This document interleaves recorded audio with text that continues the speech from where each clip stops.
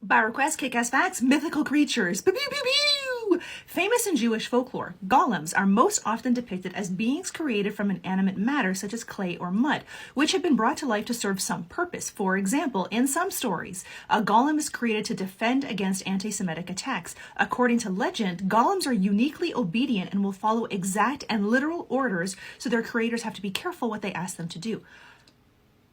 I recently read a book about a golem. Accessing. I'll remember. This is it. It was okay.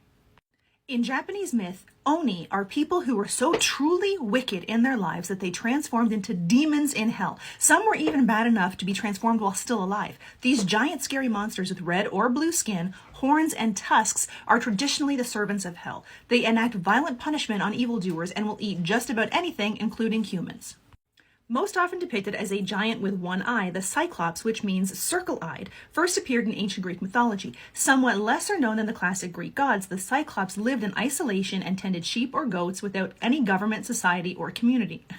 That actually sounds kind of nice. While scorned for their lawlessness, it was the Cyclops who created Zeus's thunderbolts, Hades' helmet, which made the wearer invisible, Poseidon's trident, and Artemis's silver bow.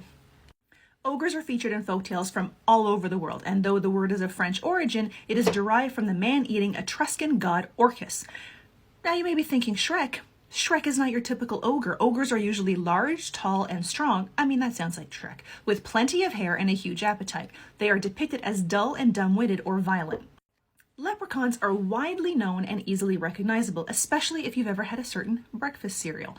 While I don't think that's what they really look like. The one that went after Jennifer Aniston in that terrible movie didn't look like that. While leprechauns originated in medieval Irish folklore, they did not become prominent until much later. Smaller, diminutive, human-like beings, leprechauns are known to be solitary creatures with a love for mischief and practical jokes. Am I a leprechaun? According to folktales, a leprechaun's appearance and dress could change by region. In European folklore, dwarf-like earth spirits called gnomes guarded underground treasures and my garden. Medieval myths depicted gnomes as creatures resembling little old men, often with hunched-over backs.